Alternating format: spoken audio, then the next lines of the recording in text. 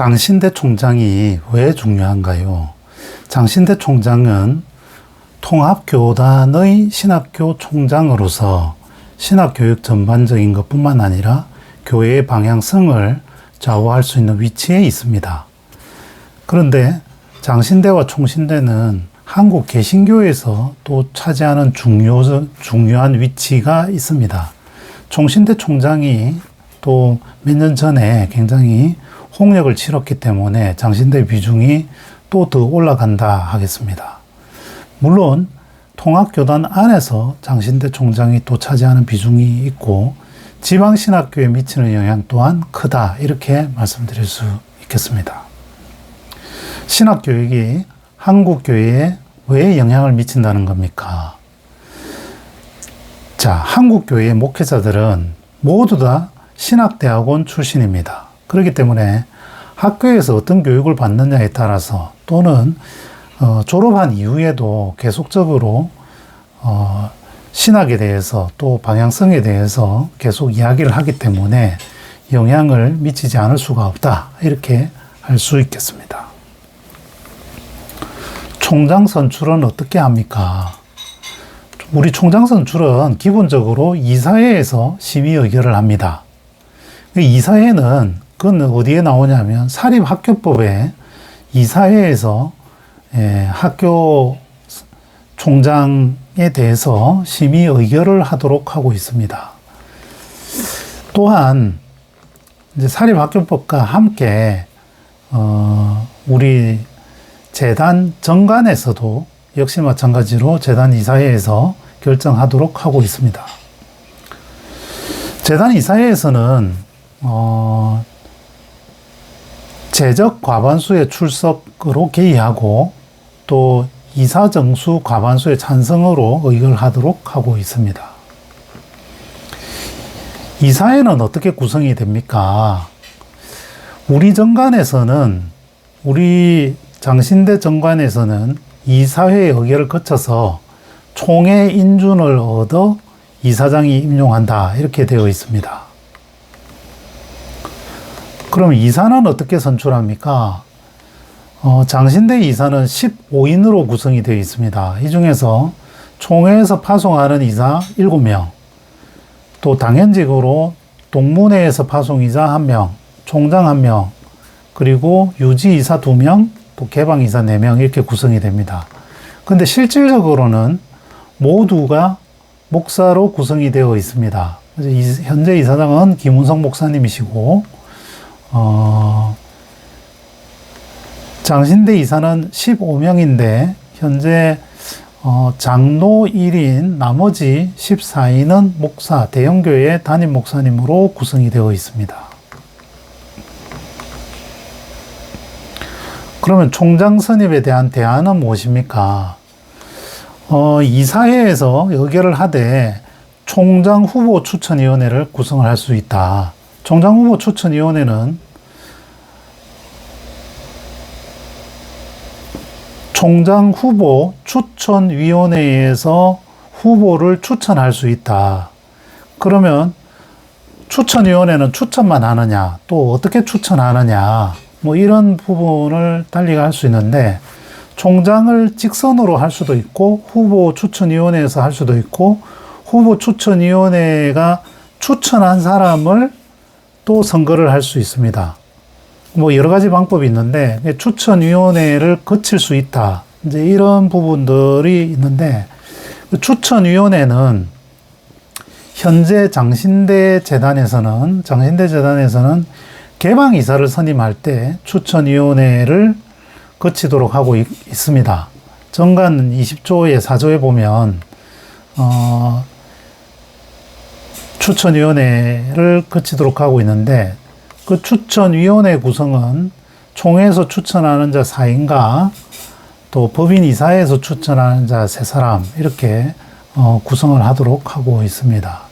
근데 이 부분은 개방이사에 대한 추천위원회이기 때문에 총장의 경우에는 달리 또 구성을 할 수 있다, 뭐 이렇게 볼 수 있죠. 그러면 다른 기관에서는 뭐 추천위원회 같은 걸 합니까? 예, 합니다. 먼저 이제 국가적인 차원에서 보면 대법원장, 대법관 이런 사람들을 임명권은 대통령이 가지고 있는데, 근데 대통령이 임의적으로 선정을 하면 조금 너무 상권 분립에 어긋나기 때문에, 그래서 이제 대법원장이나 대법관은 추천위원회에서 일정한 자격을 갖춘 사람을 추천하고, 또 거기서 면접도 보고, 또 업무 수행 계획을 받습니다. 내가 대법원장이 되면, 대법관이 되면, 또 헌법재판소장이나 헌법재판관도 그렇게 하고, 검찰총장, 그리고 또 이 투자기관, 정부 투자기관, 출연기관, 뭐 이런 부분, 공공기관의 장을 임명할 때는 또 임원추천위원회를 구성을 해서 거기서 원서 접수도 받고 업무 수행 계획도 서류 심사도 하고 또 면접도 보고 또 필요한 경우에 뭐 공개 토론도 하고 뭐 이런 과정들을 거치고 있는데, 이런 과정들을 준용할 수 있다, 이렇게 이야기할 수 있습니다. 추천위원회가 되면 뭐가 달라지느냐, 뭐가 바뀌느냐. 우선은 직무수행 계획을 작성을 해야 하고, 그 수행 계획은 뭐 구체적이고 합리적이고 또 설득력이 있으면 좋겠죠. 그래서 이제 거기에서 직무수행 계획을 작성하게 된다. 두 번째로는 면접을 보게 된다. 세 번째로는 면접을 보기 전에 토론회 혹은 공청회 이런 형식을 거칠 수가 있습니다. 그럼 그거 하면 뭐가 달라지느냐? 직무수행 계획은 구체적일수록 좋다 그랬는데, 여기에는 학교의 발전 방향, 그리고 비전, 그 다음에 교단이 앞으로 가야 되는 방향, 그리고 목회자에 대한, 기존 목회자에 대한 재교육 방향, 그리고 학교의 구성원들, 뭐 교수나 직원들, 학생들에 대해서 어떻게 생각하는지, 또 그들의 권익 신장을 위해서 또는 교육의 질을 올리기 위해서 어떤 방법을 구상하고 있는지, 어떤 계획을 갖고 있는지, 이런 부분들을 구체적으로 할 수 있고, 또 참여자들이 질의응답을 함으로써 그 계획을 구체화할 수 있다. 이제 그런 측면에서 굉장히 사전에 준비를 많이 할 수 있고, 또 충분히 그런 과정들을 통해서 검증을 할 수 있다. 또 공론화할 수 있다. 또 쟁점 부분에 대해서는 깊이 있게 토론을 하고, 또 그걸 통해서 굉장히 준비 과정을 탄탄하게 할 수 있다. 이런 장점들이 있다. 물론 인사 검증도 물론 있지만 그런 부분들도 적극적으로 활용할 수 있다. 장관 청문회나 국무총리 청문회처럼 부작용만 있는 거 아니냐. 물론 그런 부분도 과열되다 보면 발생할 수 있지만 기본적으로 순이익, 긍정적인 효과가 더 많다. 이런 측면들이 이미 검증이 되었다. 이렇게 볼 수 있습니다. 직선제하고는 어떻게 다릅니까? 직선은 그야말로 현재 대학 총장을 직선하고 있는 학교들을 보면 교수, 직원, 학생들에게 투표권을 줍니다. 직원들하고 학생들은 1대1 한 표 정도를 주지는 않지만 어쨌든 투표권을 준다. 이런 측면에 좀 차이가 있다. 이렇게 볼 수 있습니다. 이사의 권한을 축소 제한하는 것이 아닌가.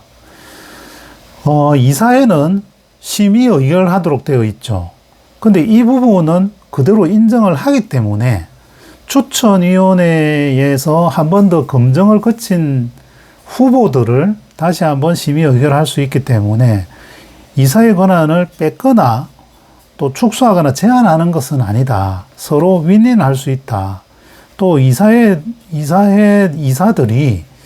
총장에 대해서 가지지 못한 또 전문성, 예를 들면 교육에 관한 것이라든지 이런 부분들을 충분히 사전에 준비하고 검증할 수 있다는 측면에서 보완제이다. 이렇게 이야기 드릴 수 있습니다.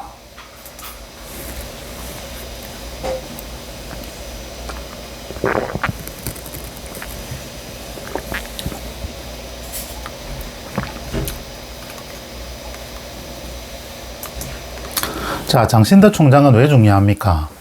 자, 어느 기관이든지 리더가 매우 중요하죠. 학교도 마찬가지입니다. 종신대도 예외이지 않죠.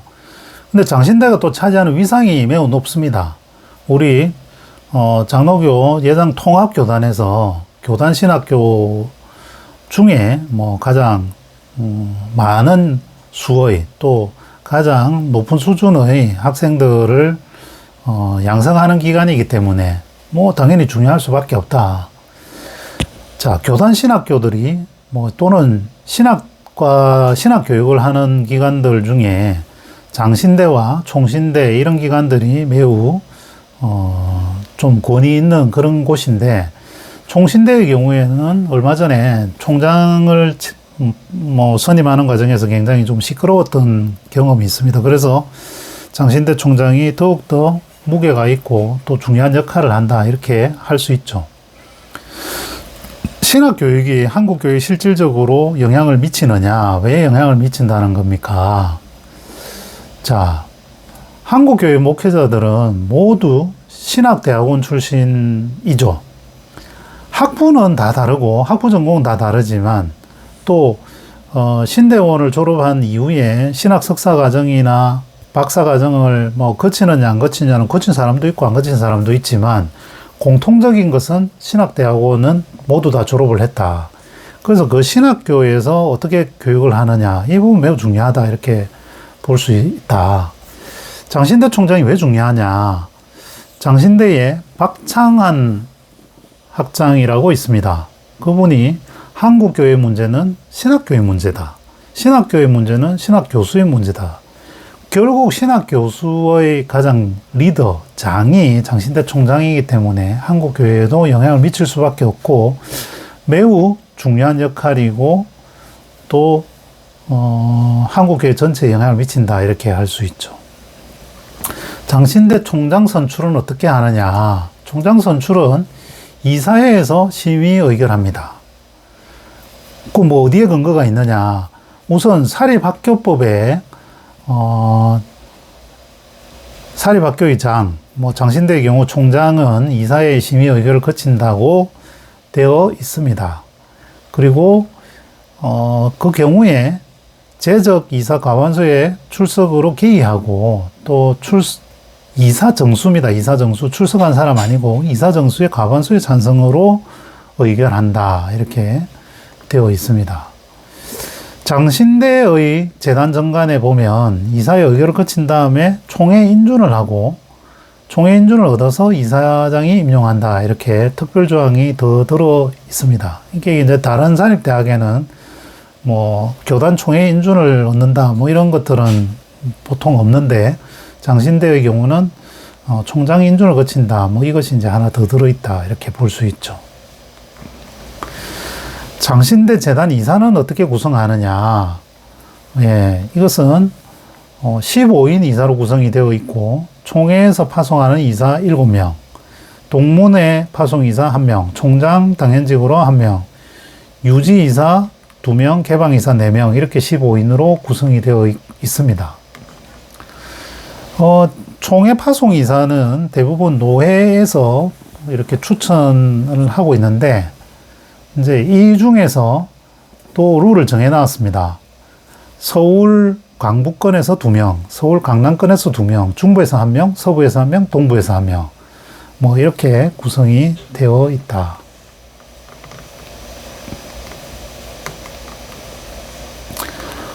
그러면 총장 선임에 대한 뭐 이런 건 어떻게 하자는 것이냐? 총장 후보 추천위원회를 구성을 하자. 그것이 가장 큰 메인 어떤 개선점이 되고, 후보 추천위원회에서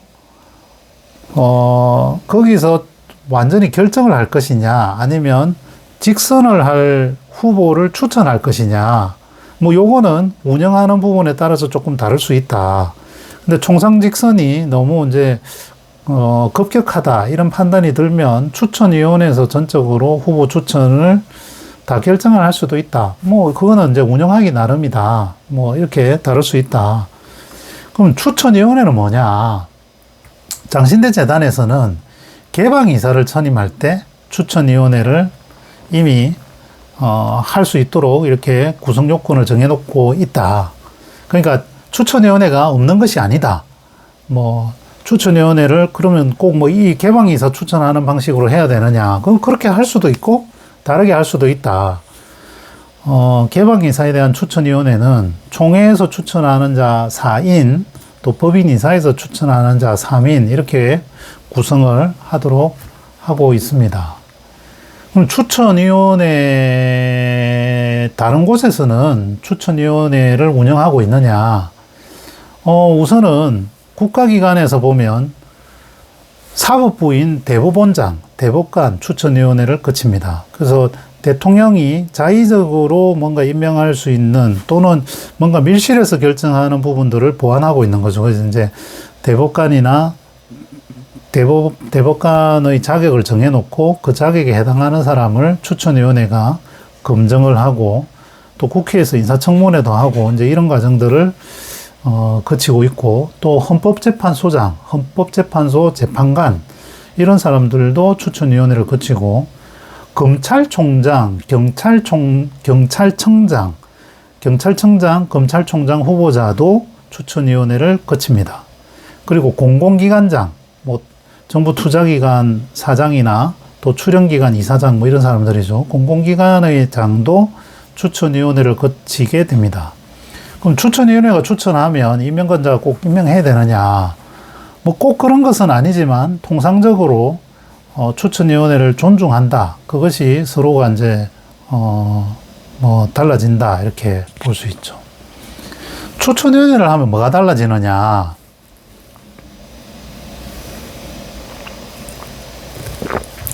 우선은 임명권자가 자의로 임명하는 것을 달라질 수 있다. 밀실에서 결정하거나 이런 것들을 좀 다르게 할 수 있다 하는 부분이 첫 번째 차이고요. 두 번째 차이는 추천위원회가 구성이 되면 직무수행 계획을 받죠. 뭐 직무수행 계획이 뭐가 그렇게 중요하냐? 이걸 계획이라는 거 아무렇게나 쓰지를 않죠. 이제 나름대로 양식도 있지만 뭐 양식이 중요한 것이 아니라 학교의 발전 방향에 대해서, 또 비전에 대해서 나는 어떤 생각을 가지고 있다. 이게 또 항목을 여러 가지를 이제 나누게 되는 거죠. 신학교육에 대해서는 어떤 방향에 대해서 어떻게 갈 것인가. 또 신대원 교수나 또 직원들, 또 학생들에 대해서는 어떻게 생각하는가. 애로사항은 무엇이고 희망사항은 무엇인가. 거기에 대해서 총장으로서 어떻게 그 부분을 소통하고 수용할 것인가. 이런 계획들을 이제 담을 수 있다는 것. 세 번째는 이 계획을 검증 절차를 거칠 수 있습니다. 추천위원회에서 면접을 할 수도 있고, 또 이 면접은 공개적으로 할 수도 있고, 비공개로 물론 할 수도 있습니다. 정하기 나름이지만, 통상의 경우는 공개적으로 할 수 있죠. 면접의 경우에는, 추천위원들만 면접을 볼 수도 있고, 또 별도의 면접위원들을 추가로 위촉을 할 수도 있다. 토론도 할 수 있다. 네, 토론회를 뭐 공개 토론을 할 수도 있고 안 할 수도 있지만, 또 이런 부분들을 유튜브 중계라든지 또 속기록을 작성을 해서 구성원들에게 또는 이해관계자들에게 이제 공개를 할 수 있죠. 그러면 전국에 있는 교회 목사님들이나 뭐 장로님들, 평신도들도 충분히 이런 내용들을 공유해서 저 사람이 훨씬 낫네. 물론 그 사람의 뭐 인물이라든지 뭐 외형적인 학력이라든지 이런 부분도 보겠지만, 대부분 교수들 중에서 되기 때문에 뭐 학력이나 뭐 다 기본적으로 박사니까 뭐 그런 것들은 크게 차이가 나지 않지만, 뭐 그렇다고 또 뭐 논문 실적이 많으냐, 뭐 그것도 중요하지만 논문 실적 많다고 총장을 잘한다, 뭐 이런 것은 아니기 때문에 조금 다르게 운영할 수 있다. 그래서 기본적으로 굉장히 내실 있게, 또 합리적으로, 또 투명하게 총장 후보를 추천할 수 있다. 이런 부분이 가장 추천위원회의 장점이고, 추천위원회를 했을 때 달라지는 양상이다. 이렇게 할 수 있죠. 다섯 번째, 이사의 권한을 축소 제한하는 거 아니냐. 총장을 임명하는 것은 이사의 의결과 이사의 심의 의결은 법률과 우리 재단 정관에서 정해놓고 있기 때문에 이것을 뺏거나 제한하는 것은 아니다. 오히려 이사회에서 짧은 시간 안에 그 검증이라든지 그 심의하는데 제약이 되는 부분들을 그 충분히 그 시간을 보완하는 역할을 한다. 뭐 오히려 이제 이렇게 할 수 있다. 뭐 이런 부분 측면에서 이사의 권한을 축소 제한한다기보다는 보완한다. 이렇게 말할 수가 있겠죠. 절대 이사의 권한을 뭐 뺏거나 이런 것은 아니다. 축소하는 것도 아니고 제한하는 것도 아니다. 뭐 심지어 추천위원회가 추천한 후보를 이사회에서 거부하고 다시 재추천해달라고 요청할 수도 있다. 그건 뭐 운영하기 나름이기 때문에 이사의 권한이 훨씬 더 크다. 뭐 그런 측면에서 추천위원회의 이사 추천위원회가 구성되더라도 이사의 권한을 축소 제한하는 것은 아니다. 그건 명백하다. 이렇게 말할 수 있죠.